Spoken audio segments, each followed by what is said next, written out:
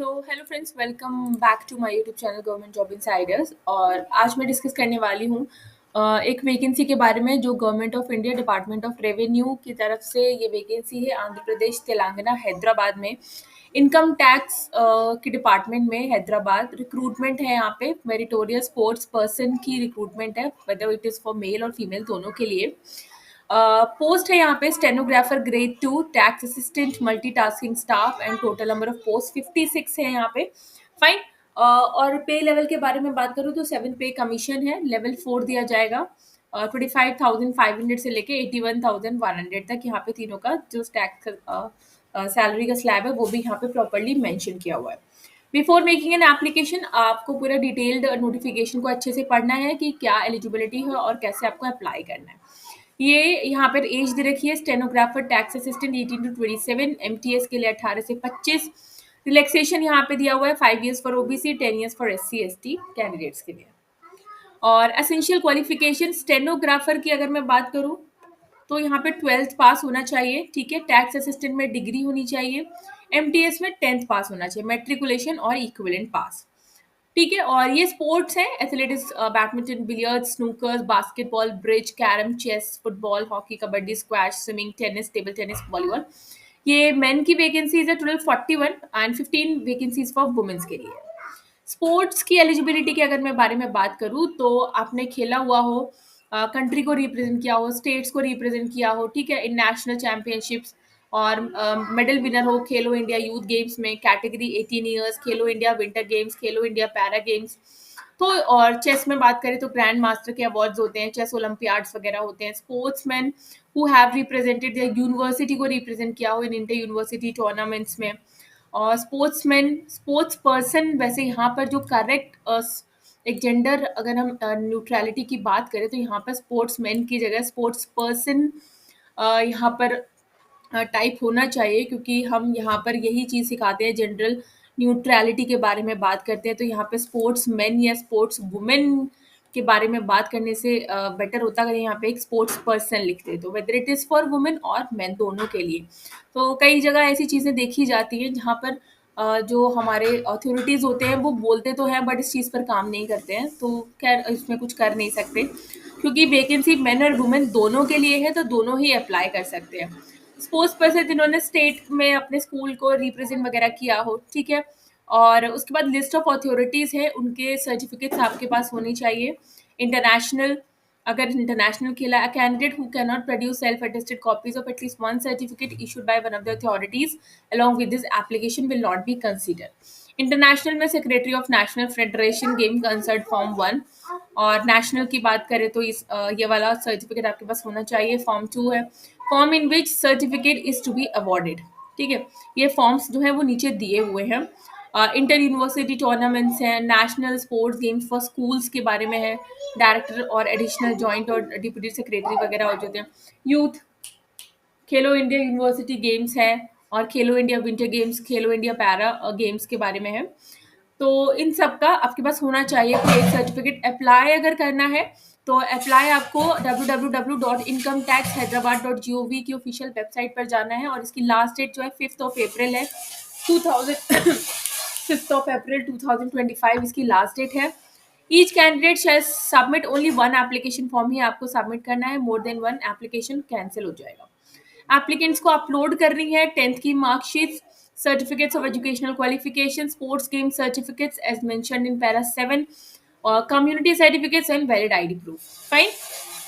Candidate must be in possession of the requisite qualification for the post concerned. Candidate अगर आप central government में already working हो तो आपके पास एनओसी होना चाहिए। Selected candidates will be posted in Andhra Pradesh and Telangana region only. Selected candidates will be on provision period of 2 years और such as to the extend instruction. तो 2 साल का आपको प्रोविजन पीरियड होगा। ऑल ओवर इंडिया से कहीं से भी आप अप्लाई कर सकते हो, बट पोस्टिंग जो होगी वो आंध्र प्रदेश एंड तेलंगाना में होगी, ठीक है। Service of the selected candidate as far as participation in sporting activities and leave management etcetera shall strictly to be subjected to fulfill the conditions as enumerated in the DOPT। Fine। Applications last date है 5th of April 2025 till 12। तो उससे पहले आपको application form fill करना है www.incometaxhyderabad.gov.in पर। Online application है, online application ही फॉर्म फिल करना है। और एडिशनल इंस्ट्रक्शंस है यहाँ पे, failure to comply with the instructions और conditions prescribed in the notification. अगर आप सही से फॉर्म को फिल नहीं करोगे तो आपका जो है कैंडिडेट कैंसिल हो जाएगा। In respect to the appointment for the stenographer, selected candidate को क्वालिफाई करना होगा स्किल टेस्ट, जिसमें डिक्टेशन टेस्ट होगा, will be for 10 minutes 80 words per minute, and transcription will be 50 words per minute English and 60 words per minute in Hindi, only on computers. In accordance with the provision of the relevant recruitment rules, in respect to appointment of tax assistant, selected candidates will be required to qualify the data entry skill test at the rate 8,000 key depressions per hour in accordance with the provisions. तो यहाँ पे tax assistant का और stenographer का आपका skill का test भी होगा, ठीक है, जब उसको आपको क्वालिफाई करना होगा। एप्लीकेंट्स को एडवाइस है कि आप टाइम टू टाइम इनकी ऑफिशियल वेबसाइट को विजिट करें। In case of any discrepancy, English version को करेक्ट माना जाएगा।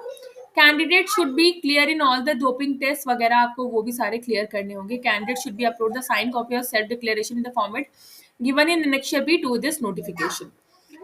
और it any stage during the recruitment a candidate is found to have furnished or wrong information है तो आपको फॉल्सिफाइड और मिस रिप्रेजेंटेटेड, ठीक है, यानी आपने कोई डॉक्यूमेंट मिस इंटरप्रेट किया है तो आपको कैंसिल कर दिया जाएगा।